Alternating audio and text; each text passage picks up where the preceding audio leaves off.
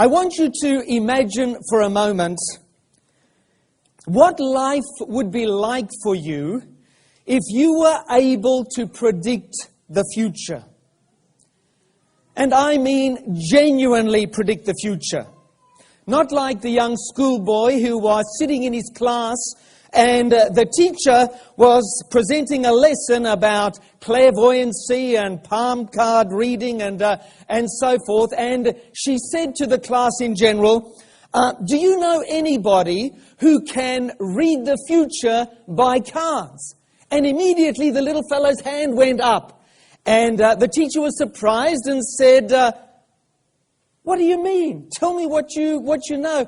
And the little fellow jumped up and he said, my mother can read the future by cards. Well, the teacher was really amazed now and said, what do you mean? Tell me more. And he said, well, you know, when I take my report card home, she takes one look at it and she says, I know. She tells me exactly what's going to happen when my dad gets home. You know, friends, we as human beings have been fascinated by the future. We are all wanting to know what the future holds in store. Now, I'm just trying to make sure that my clicker works here because I'm not getting any joy with the change of slide. Let me have a look here because I want to be able to show you on this. There we go. We as humans have been fascinated by the future. We want to be able to know what fate holds in store for us. And for that reason, we are fascinated by civilizations, by individuals who claim to be able to tell the future. We all want to know the future. Even in our modern society today, friends, did you know that about 70% of people read their horoscope? 70%. I picked up a copy of the Sydney Observer magazine just recently, the May magazine, and I was fascinated by one of the lead articles, and I've copied just a few lines to share with you. Now, this is the prominent monthly magazine that covers all of the North Shore. Notice what it says in one of the lead articles. Psychic reading is becoming mainstream activity on the North Shore. To find out what the future holds for them, people are looking for a guide to help them make sensible decisions. Business is booming. Notice for who? Clairvoyants across the North Shore, with cashed-up locals turning to psychics for guidance on relationships, careers, and money. Psychics, astrologers, and palm readers report a huge surge in demand from a new class of customers. Now, I was fascinated. Who are these new class of customers that are using clairvoyants, psychics, and astrologers to predict the future? Who are they? Listen to who it is. They are high-powered professionals who want advice on how to boost their personal wealth or to get lucky in love. We want to know the future. And friends, it's not people on the fringes of society who are looking for answers with clairvoyants, astrologers, psychics, and palm readers today. In fact, just this past month, the month of May, saw 3 major predictions that captured news headlines. That's just this past month. Now, you might think, well, these must be people over there in Africa or some remote part of the world. No, friends. The first prediction concerned a major earthquake that was to strike Rome, the capital of Italy, on the 11th of May, 2011. I want to read you what the Telegraph said. Italians are fleeing Rome. Why are they leaving Rome? They are fleeing Rome today over fears a giant earthquake will strike on May 11, 2011. Why were they running? Why were they fleeing the city of Rome? Friends, here's the reason. A prediction was made in 1915 by an individual by the name of Raphael Bendandi. He was a self-made seismologist who began to study about earthquakes. Not only did he study about them, but he began to make predictions. And he predicted that there would be a huge earthquake that would strike Rome on May 11, 2011. You know how many people left Rome? 1 in 5. 20% of the sophisticated residents of modern Rome left because this guy made a prediction back in 1950. Friends, this is just a couple of weeks ago. Modern, sophisticated Westerners. People who live in the capital of Rome. And then on that very same day, a prediction was made in Taiwan, or concerning Taiwan, about another earthquake that was to take place on the very same day. It was made by self-styled prophet Wang Chao-hung. He predicted, friends, a major earthquake of a magnitude 14 that would strike Taiwan on the 11th of May, 2011. Just a couple of weeks ago. There was so much panic among the residents, the citizens of Taiwan, that the authorities wanted to arrest our friend Wang Chao-hung, and they took him to the prosecutors because he had caused such a disruption in the community. Friends, this is just a couple of weeks ago. Then the third one was the doomsday prediction made by a Christian radio announcer. He predicted that on the 21st of May, 2011, that Jesus would return, and he would take away the goodies, the good people among us. The left of those who were left, the remainder of us, we would be afflicted by fire, by brimstone, by earthquakes, by volcanoes, in a period that he referred to as the tribulation. Listen to what he said. This guy's name is Harold Camping. He said the world will end on the 21st of May, 2011. People hid. When he miscalculated, and we're all still here, he said, look, I made a bit of a mistake. It's not the 21st of May, it's the 21st of October. So look out for the 21st of October. This is how newspapers reported it.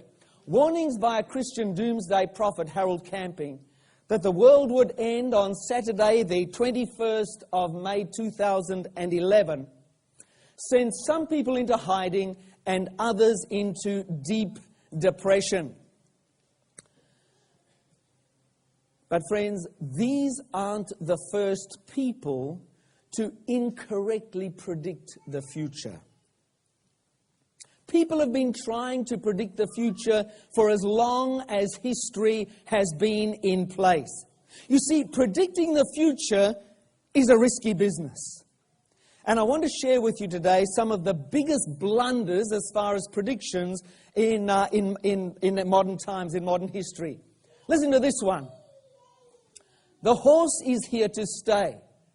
The automobile is only a fad. That was advice given to Henry Ford from one of the bank managers or presidents that he went to borrow money from. You know, friends, there are 750 million cars in the world today. Here's another cracker. Heavier than air flying machines are impossible. That was a statement, a prediction made by Lord Kelvin, President of the British Royal Society. Today there are over 500,000 aircraft in our skies. How about this one? I think there is a world market for maybe 5 computers. Do you know who made that suggestion or prediction? Thomas Watson, the chairman, mind you, of IBM. Today, friends, across the world, there are more than 1 billion computers. How about this one? Television won't last because people will soon get tired of watching a plywood box every night. Well, we all know that there are many televisions around. In fact, there are over 2 billion televisions in the world today. Here's another beauty. We don't like their sound. And guitar music, it's on the way out anyway. That was the president of Decca Records when he rejected the Beatles. You know how many records the Beatles have sold? over 1.6 billion records. Now, how's something a little more up to date? Next Christmas, the iPod will be dead, finished, gone, kaput. So said Alan Sugar just a couple of years ago. Over 250 million iPods have been sold worldwide. Predictions that have been terribly, terribly wrong. How about this one? Twitter, as we know it, will fade away. How many?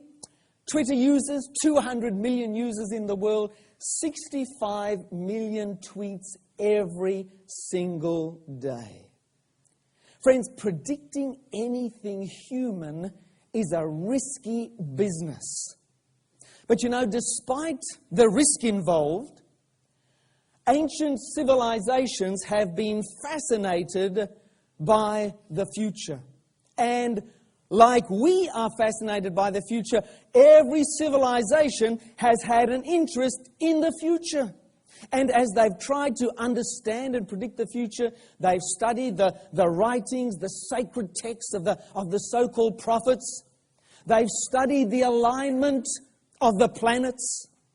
One of the civilizations that in particular has interested us in this regard is the Mayan civilization. Now, the Mayan civilization stretched for 4,000 years. Now, just get a handle on this, friends. From 2,500 BC right through to 1500 AD. Now, to put that in some sort of perspective, let me remind you that that is twice the time that has passed since Christ was on earth. So this was some major civilization, and a very advanced civilization. You can see they occupied the territory of southern Mexico, Guatemala, here Honduras, and up into Belize. So it was an extensive empire that involved a number of kingdoms. Now, the Mayan civilization are a real enigma to us today. And the reason for that is they built amazing pyramids. I mean, they built some of the most amazing stone monuments ever by any human race, any human civilization. Yet, they never got beyond stone implements. They never got bronze or iron. They just used stone implements to build those magnificent monuments. Amazing! Amazing! They invented the concept of zero. But you know, they never invented the wheel. Amazing! They had a very advanced civilization, but yet they engaged in human sacrifice. They killed literally tens of thousands of people by human sacrifice. And yet they were such an advanced civilization. You can visit Chichen Itza and many of their centers today and just stand amazed at the brilliance of the Mayan civilization. They were also so advanced that they invented a written hieroglyphic script. Now you might say, so what? Friends, let me remind you that only twice in human history has human writing been invented. Everybody else has copied somebody else. One of those civilizations was the Mesopotamian civilization. That group of people that lived between the two rivers in modern-day Iraq is where it was located. And they lived in that area, and they invented a wedged-shaped form of writing. The other group were the Mesoamericans, the Mayan. Now, there's some debate today whether the ancient Egyptians and the ancient Chinese may have invented writing. But there are only two civilizations where there is no doubt: the Mesopotamians and the Mayan civilization. So here is an amazing group of people. Now, these Mayans were expert astronomers. They were fantastic in tracing and tracking the movement of the heavenly bodies. They were outstanding. They were mathematicians, and they predicted it in great detail. And they built entire cities. that worked as astronomical observatories. And if you go to Chichen Itza today and many of the other Mayan centers, you will see their beautiful observatories there in all their glory. They were truly fantastic. And friends, listen to this. They calculated the exact duration of the year to 1,000th of a decimal point. Think of that. They were truly magnificent astronomers, very advanced in being able to read the heavens and predict future eclipses and so on. They predicted every solar and lunar eclipse right up to our day. Can you believe that? Right up to the present. Such was their civilization. Very advanced, great astronomers. And they would study the movement of the heavenly bodies, particularly interested in eclipses. And they recorded these eclipses and other astronomical events in paper books made out of a type of bark. These books were called codices. Now, they were beautifully handwritten, of course, and drawn, and they folded them up just like a concertina. And we have a number of these that are remaining. But friends, what happened was this. When the Spanish conquistadors conquered this part of the world, they gathered all these codices together. And as they began to read them and understand them, they were frightened by them. And they were concerned that they contained pagan witchcraft and all sorts of other things that they objected to, and so they burnt them. They burnt every codice that they could find. Every one. And so today, only 3 Mayan codices have survived. The Dresden Codex, the Madrid Codex, and finally the Paris Codex. They are named after the location where they are housed in a museum today. So if you want to see the Dresden, you have to go over to Germany, and so on. And they are the only 3 that remain intact. Now, of the 3 codices, the Dresden Codex is the most complete. And it truly is a magnificent work of art. Truly complete in all its forms. It was written here at Chichen Itza in southern Mexico in the Yucatan Peninsula. It was written by 8 different scribes. And it was written on 74 pages. It's made up of a total of 74 pages written back and front. Now, friends, this Dresden Codex contains some chilling information. It's information that has disturbed a lot of people today. Of course, Hollywood's picked up on it, and so is the media. But it truly is chilling information. And in order to grasp it, we have to understand a little about the Mayan calendar. Now remember, they were great readers of the heavens. They were great astronomers. They studied the eclipses, the length of the year, and so forth, in great detail. They had a very complicated method of keeping track of time. You know, we have one calendar, and all our time measurements fall into that one single calendar. But not the Mayans. They had 3 different calendars. But the one that's of special interest to us, and the most important of those 3 calendars, is what is referred to as the long count calendar. Now, the long count calendar ends or expires on the 21st of December 2012. So just make sure we're all clear on that. This long count calendar, which has measured time for 5,000 years, for more than 5,000 years, it expires, it comes to an end, 21st of December 2012. And so next year is causing a lot of anxiety in the hearts of many people. And of course, as I mentioned, Hollywood's made a movie of it all, and so it's beginning to whip up a lot of hysteria. And friends, I guarantee you this, that over the next 12 months or so, you are going to hear a lot more about the Mayan calendar, the long count calendar that ends in the year 2012. So, this is what it says, according to the experts.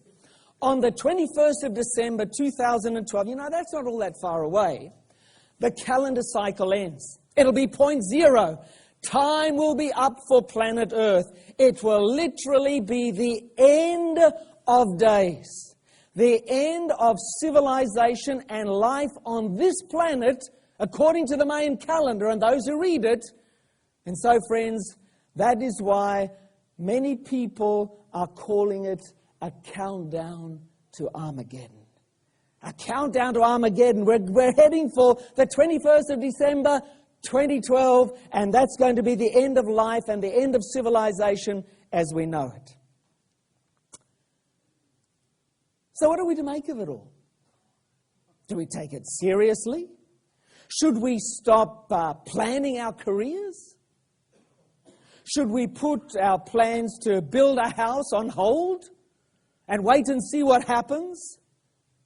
I like the next suggestion most of all. Let's go out and borrow all the money that we can, spend our big, because we're never going to have to pay it back. But friends, in all seriousness, should we take any notice of all of this? This desire to know and understand the future. Should we take it seriously?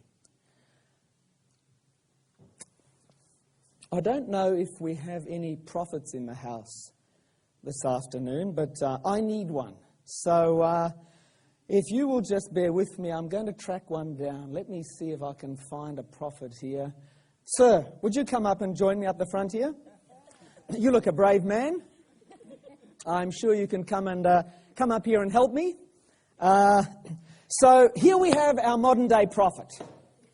Thank you so much, sir. Come right up here. I'm going to give you a mic.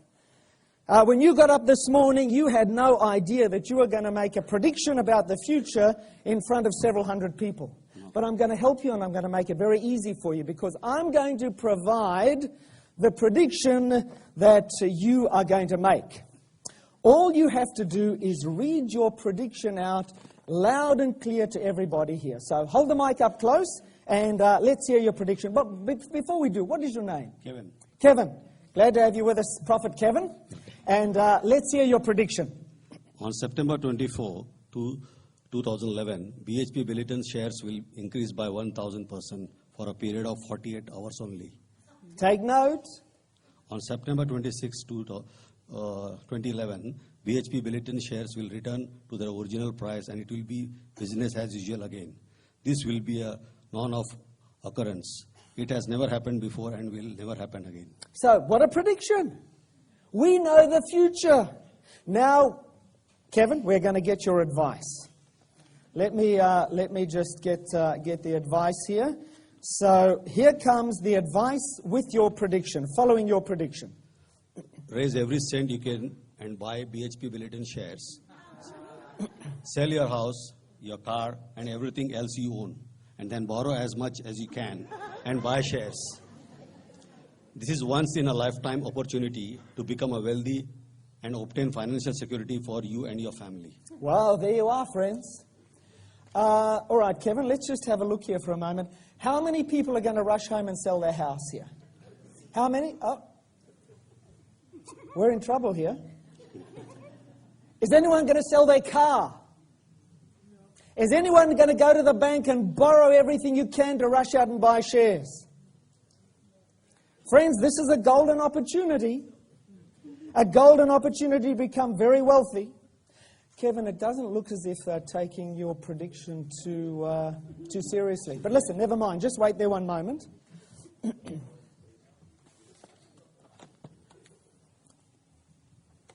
You are definitely not a prophet according to everybody else here, but you're a great sport, a good sport, and I want you to take that back with you. And thank you very much for participating in our program today. Kevin, thank you very much.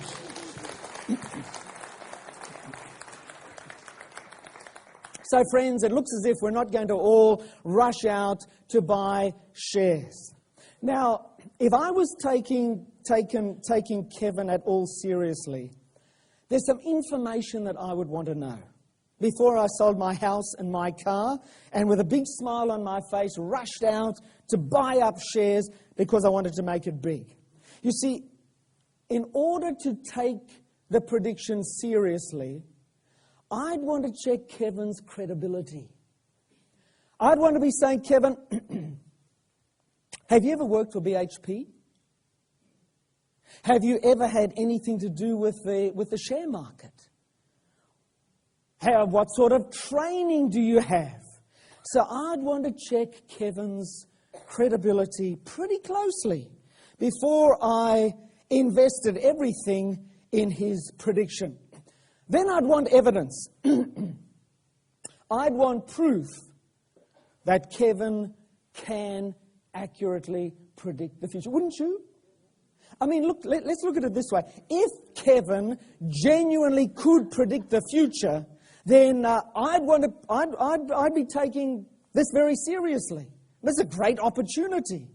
But before I did that, before I risked everything on that prediction, I would want evidence, I would want proof that Kevin can accurately predict the future. I'd be saying to Kevin, where's your education? What's your background? And then I'd want to see his track record. I'd be saying, Kevin, what other events have you accurately predicted? Can you provide me some sort of evidence here that will convince me that you can predict the future? Isn't that what you'd be doing? And friends, that is the problem with the Mayan calendar prediction of 2012. That's the problem we face because, you see, we have limited facts and information about the prediction. In fact, if you read the Dresden calendar, the Dresden Codex, you will find that it makes no prediction whatsoever about the end of the world. Yes, the calendar does end on that date, no question, but it doesn't tell us what is going to happen. There is limited information, limited facts about the 21st of December 2012. So that's the first thing we need to know, because, friends, this is an issue. We are going to hear more and more about the Mayan calendar and 2012. There's no credibility. When you look at Mayan writings, those that we have, and you read the glyphs on the walls of their buildings, you find that there's no evidence that they have been able to predict accurately other events in world history. It's just not there. So we have limited facts and information. We have no credibility tied in with this claim. And then there is no evidence or proof that they've been able to predict earlier and repeated events in history with any accuracy.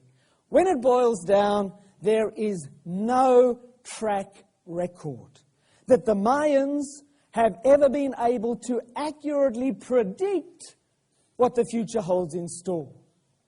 But friends, let me ask you this question. What if we could find in some ancient document or in some person a string of prophecies that do have a track record? What if we could find a set of prophecies outlined that you and I could read and then go back through history, check them out, and see that they were accurate and fulfilled in every minute detail? What then? What if we could examine predictions that go back through the centuries of history and discover that they were right? What about it, friends? I invite you to come with me to another ancient civilization. We're going to cross the Atlantic now. We're going to leave South America and we're going to head to North Africa. And we are going to visit the Great Giza Pyramids. You know, friends, this is another civilization with pyramids. They were built 4,500 years ago.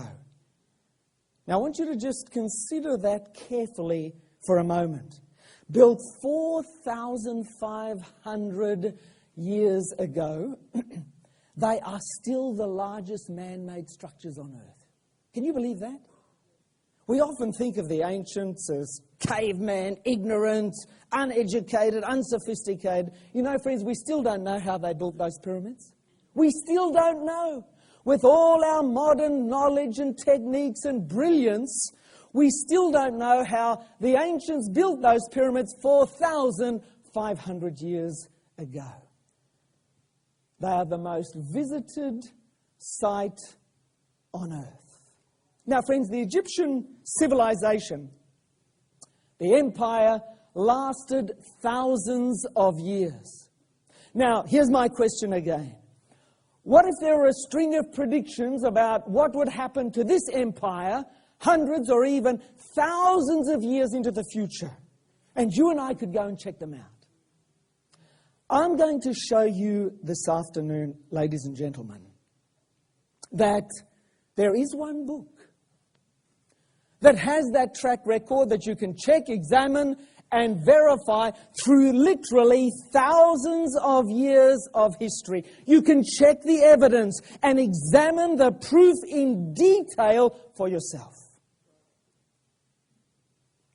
You know, the Egyptian empire lasted thousands of years.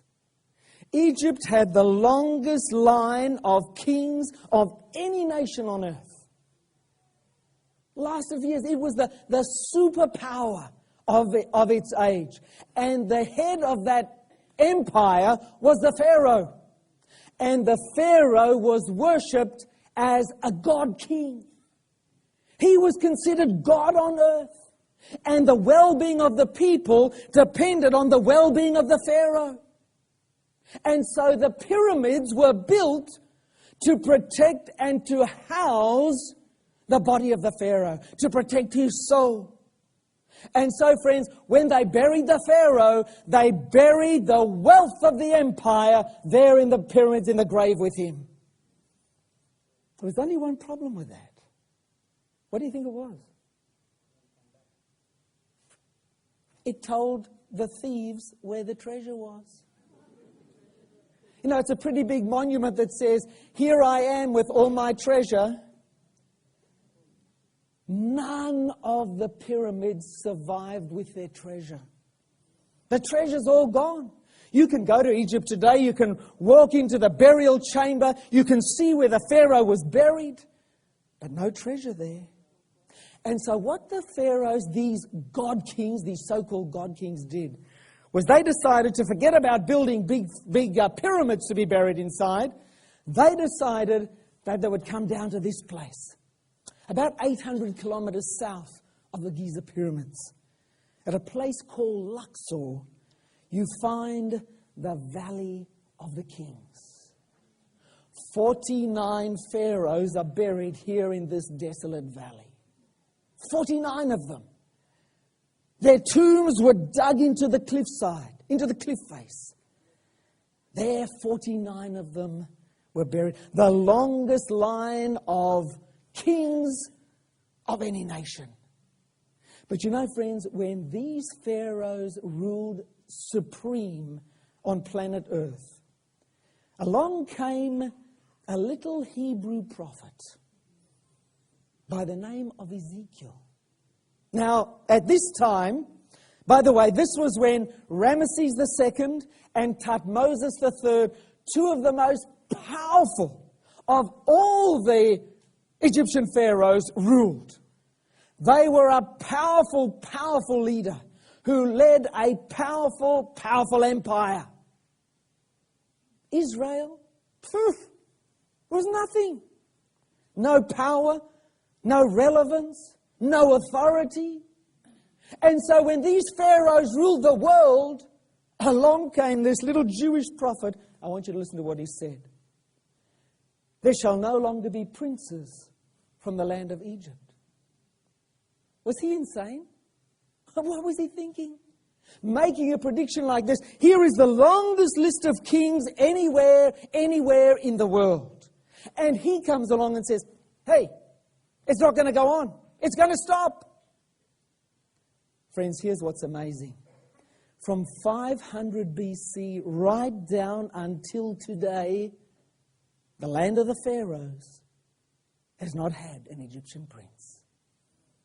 Let me go over that. Since 500 BC, no Egyptian king has occupied the throne of Egypt. Not one. They've had Persian overlords. They've had Greeks, Romans, Albanians. The British have been there. The French have been there. But no Egyptian prince has sat on the throne of Egypt since 500 BC. Not one. Now, you might say, well, fair enough, that's a lucky yes. He got it right once. But I want you to come with me a little further as we explore ancient Egypt. And you know, friends, the best way to visit Egypt and see the magnificence of the country is to get on a felucca. They still build those felucca, these boats, exactly as they did in the days of the pharaohs. Get in one of those feluccas and you can see all of Egypt as you travel down the Nile. I'll tell you why. Egypt is desert, part of the Sahara. The only green strip in all of Egypt is found along the banks of this mighty river, the Nile River. You travel, all the monuments of Egypt are found along the banks of the Nile River. Now, as you travel along the Nile, you see some magnificent vegetation. It's very fertile land because all the silt from Central Africa, the floods brought it and deposited it along the banks of the Nile. And it grows just about anything. And it can grow several crops a year. It's so fertile. And so you find vegetables, you find fruit, you find the palm growing in abundance. But you know, friends, as you travel along, there's one thing missing. Something very important is not found along the banks of the Nile River. And that is the papyrus reed. It was so important to the ancient Egyptians that they used it as their logo, as their symbol of power. And so Lower Egypt was the lotus and Upper Egypt was the papyrus. It was their symbol. And the reason that it was their symbol was that it brought them wealth. It brought them wealth. You see, the Egyptians were the first people to discover paper. Paper comes from papyrus. They were the first to manufacture paper. They made it from the papyrus reed. And they used paper to gain their wealth, to buy the gold of the world. The papyrus reed. It was everywhere. And they harvested it, and they turned it into paper. Papyrus paper. And they became extremely wealthy. And you know, friends, at the time when they were the wealthiest and the greatest nation on earth, and they gained a lot of that wealth from the papyrus reed, along came another Bible prophet by the name of Isaiah. Listen to what he said. The papyrus reeds by the river will wither, be driven away, and be no more. What was he thinking? The papyrus, it was everywhere up and down the banks of the Nile. It was along the creeks and the brooks. It was everywhere. They made their living from harvesting the papyrus and turning it into paper and exporting it over the then known world. All over the then known world. And here this guy comes along and he says, the papyrus reed shall be no more.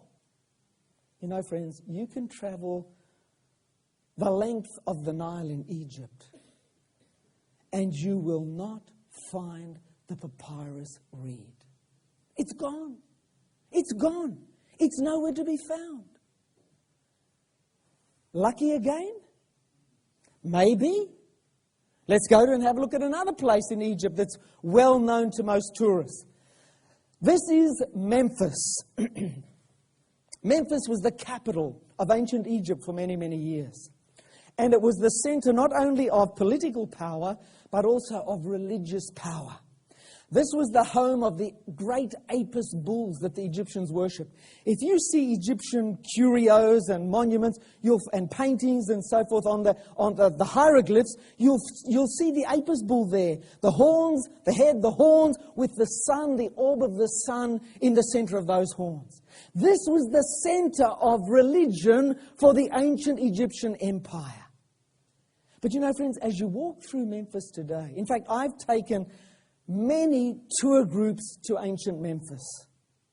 When they get out of the bus after seeing the pyramids, because this isn't very far from the Step Pyramid, the magnificent Step Pyramid, the first pyramid ever built. And so after people have seen Giza and the Step Pyramids, you bring them here to Memphis and they say, what are we doing here? When are you going to show us what there is to see here? The reason being, friends, all the monuments at Memphis are broken down. You see, in its heyday, and by the way, this was one of the biggest cities in the ancient world, it would take you half a day to walk from the center in any direction to get to the end of the city. It was a big city. And its streets were lined with statues of the gods that they worshipped. And so the city was just full of these idols that the people worship. But when you go there today, it's amazing. There's not one intact. They are all smashed wherever you go. This was a great monument that once stood of Ramesses II. Look at the size of it. Look at the people standing there to the right. Magnificent. But it's all smashed and broken. It's lying down. It's fallen over. And as you walk through Memphis, one step after another, all you see is broken down monuments. This is Memphis. You can see there's nothing there. Parts of it are just a rubbish tip. When you go back to see the head of that great statue of Ram, look at the ear, all broken off. They are wrecked. They are broken down. The beautiful alabaster sphinx, but look at it. It's all corroded. It's ruined. They can't do anything with it. Memphis, capital of the world, center of religious worship in ancient Egypt. And yet everything there is destroyed. Now, friends, I'm going to tell you something absolutely amazing. When Memphis was the greatest city on the planet, remember Ezekiel? He had something to say about it. Something quite astounding. And in his day, people must have ridiculed and mocked him. This is what he had to say. This is what the sovereign Lord says. I will destroy the idols and put an end to the images of Memphis. And friends, when you go there, that's exactly what you see. Now, you might be saying, hold on, Gary, it's an old place, but what do you expect? Of course they are all going to be bashed over, fallen over, knocked down and broken. But friends, let me tell you something. Those of you who have been to Egypt well know that if you go to the other major centers in Egypt, for example, if you go down to the Karnak temple, by the way, this temple at Karnak, at Luxor, is the greatest religious temple ever built.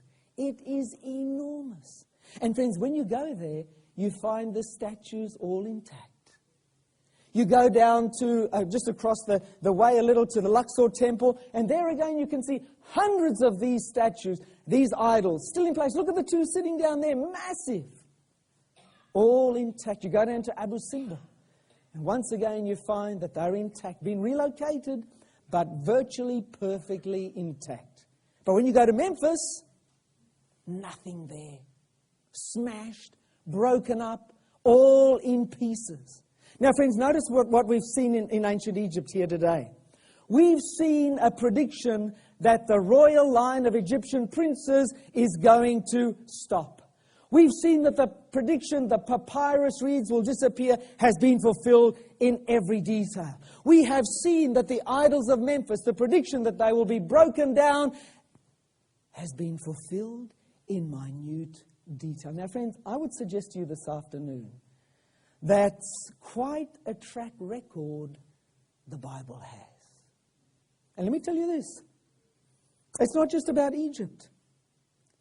It's not just about Egypt. In fact, there are over 1,000 predictions or prophecies in the Bible. And you know what? they were right every time. Every time. Now you might say, okay, that's Egypt, but let me take you to a little further north to Lebanon, to a troubled part of the world. This is Tyre. This was the capital city of the ancient Phoenicians. They were great sailors. They were the first sailors to be able to track their way across the waters by night. They followed the stars. And because they were able to travel at night, they could travel so much further than anyone else, and they traveled the world bartering. And they brought the wealth of the world back to this city, Tyre. It was a magnificent city. But you know, friends, the Bible has something very interesting to say about Tyre. Notice what it is.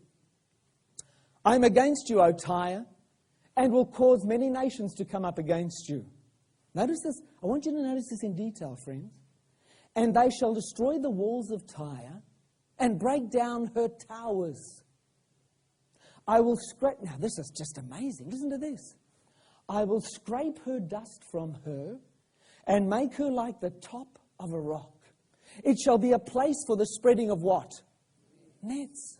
Let's read on. This is becoming stranger and stranger the further we read.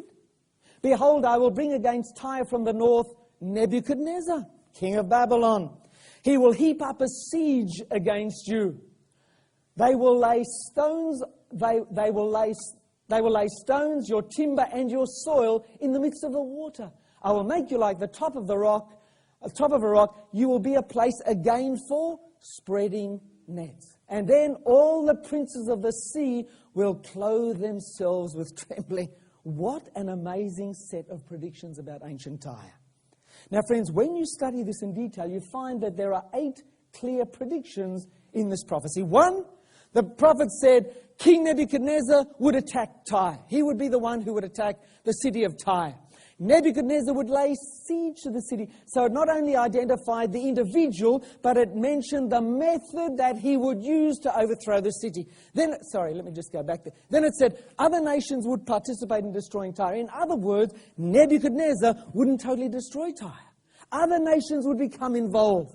Then fishermen would spread their nets where Tyre was once located. Let me just go on here. All right, 5. Tyre's stones and timbers and even the dust. Did you read that? Even the dust would be thrown into the sea. Tyre would be made flat like the top of a rock. Other cities would be seized by fear at the fall of Tyre. Tyre would never be rebuilt on the original site. Now, friends, that's quite an amazing and strange set of predictions concerning the city. But that's what the Bible said. That's what it said. Now, friends, it's stranger than fiction. But let me tell you what really happened. In the year 586 BC, King Nebuchadnezzar of Babylon left his beautiful city and he traveled from, let me see if I can pick it up here, I'm losing it. Anyway, from Babylon here, you can see Babylon, he traveled all the way over here to Tyre on the Mediterranean. He couldn't break through the city immediately. So you know what he did? He besieged the city for, listen to it, 13 years. When he eventually broke into the city after 13 years, you know what he found? That those tricky Phoenicians, they'd got in their boats and they'd traveled to an island 1 kilometer off the shoreline, and there they were living and having a great time, waving to Nebuchadnezzar back, because Nebuchadnezzar had no navy. So he couldn't reach them. He had to turn around and he had to go home after a siege of 13 years. Nothing happened. And people thought, the prediction, it's false.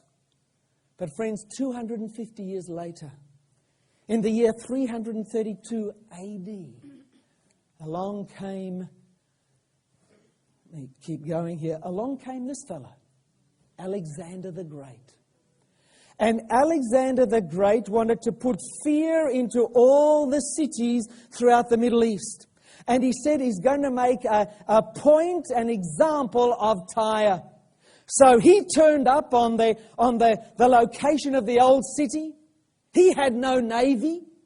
And the people of Tyre were over on their island, waving to him like they did to Nebuchadnezzar, scoffing, making fun. And it really made him mad. Really mad. So you know what he told his soldiers to do? He said, what I want you to do is this. You go through that old city and you begin to gather up all the rubble. And you throw it into the sea, and we are going to make a causeway. We are getting over there. And heaven help them when we do. And so the soldiers went to work, and they took all the rubble, all the timber, all the towers, and they threw it into the sea, and they made a causeway. And they got almost there, and they ran out of material. You know what Alexander said? He said, get back to that old city, scrape the very dust of that city up, put it in buckets, and take it out there. We're going to get there. And friends, that's exactly what happened. They went back, they scraped the dust of that old city up, put it in buckets, and they finished their causeway, and he absolutely destroyed the city of Tyre. Isn't that amazing? Friends, every detail of that prediction was fulfilled. It gives you an idea. Here's the old city. You can imagine the old city here. Here's the island where they were living. He said, scrape all the rubble, the timber, the towers, and throw it in, and let's make a causeway. And friends, that's exactly what happened. When you go to old Tyre today, that's what you see. Fishermen with their nets. Where the old city of Tyre used to stand, you find fishermen spreading their nets today. Wherever you go, right across old Tyre, you can see this is where the island was, and the old city was along here. Over the centuries, the silt has built up, and it's quite a big area now. But friends, where old Tyre was, nobody lives today. It's as flat as a rock. It's a place where fishermen dry their nets. 8 clear predictions in this prophecy. 1, King Nebuchadnezzar would attack Tyre. And friends, it was King Nebuchadnezzar. Check your history books.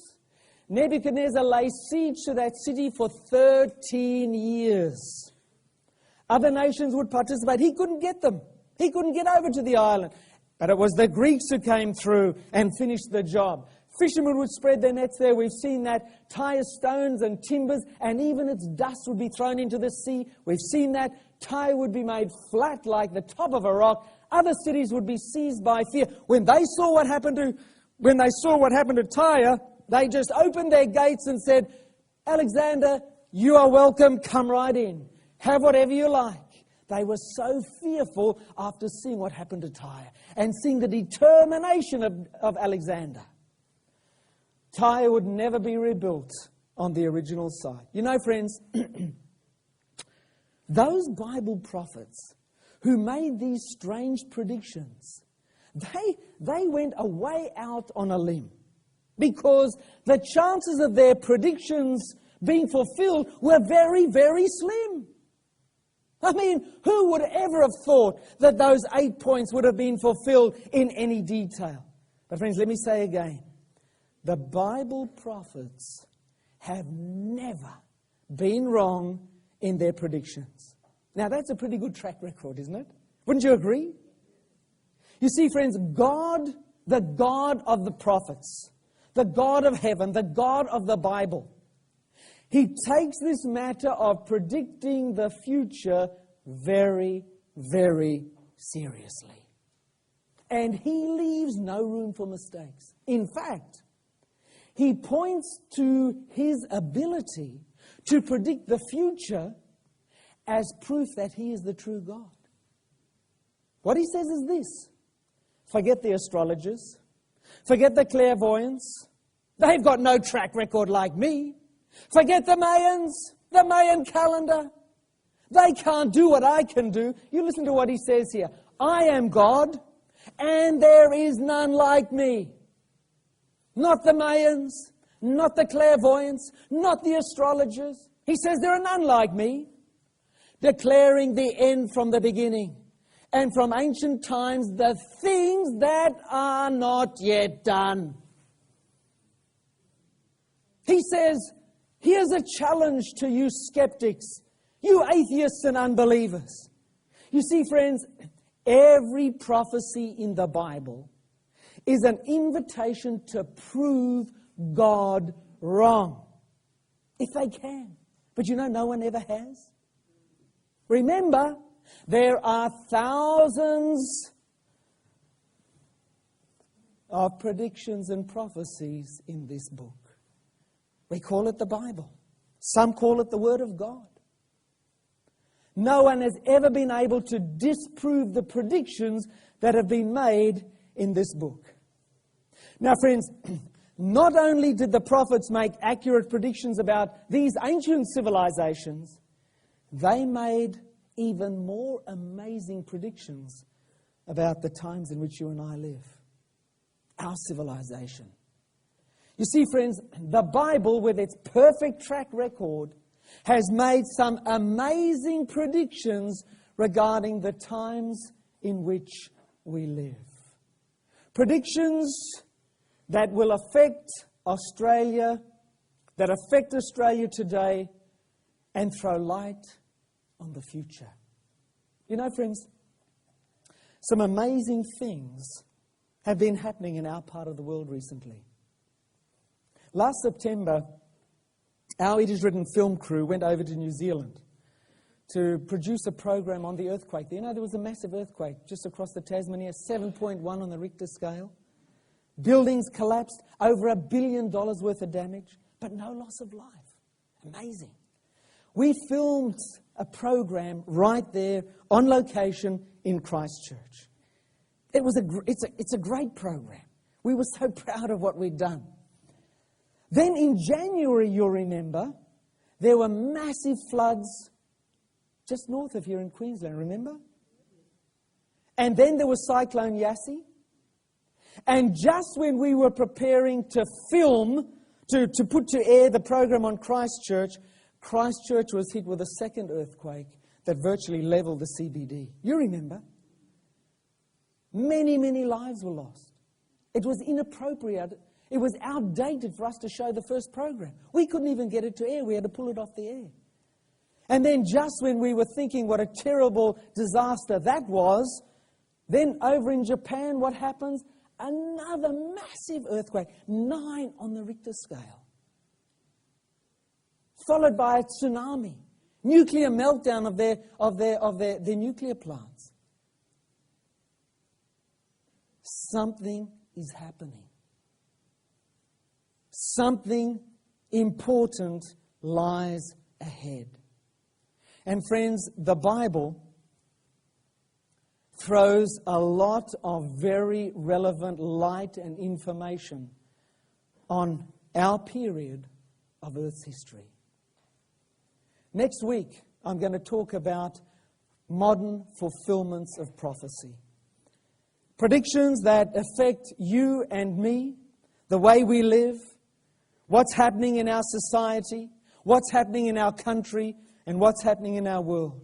As I said, friends, there are some amazing predictions in here about ancient civilizations, but even more amazing predictions about our own civilization. Accurate in every detail. And we need to know about it because it impacts upon your life and mine. It has an impact upon our families and our future as families, as a nation.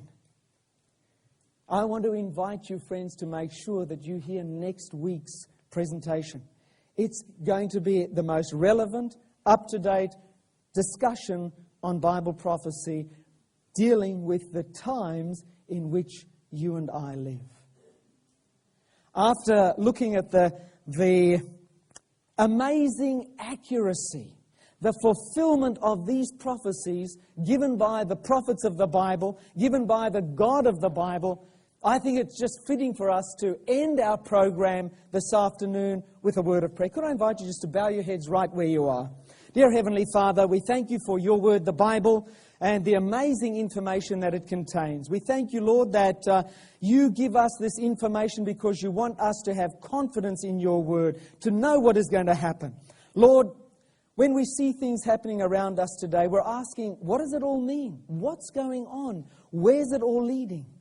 We know that by studying your word, we can get a far better understanding of where we are in the course of history. Thank you for your word, the Bible. Bless each one of us here this afternoon as we make our way homeward now. I ask these things in Jesus' name and for his sake. Amen.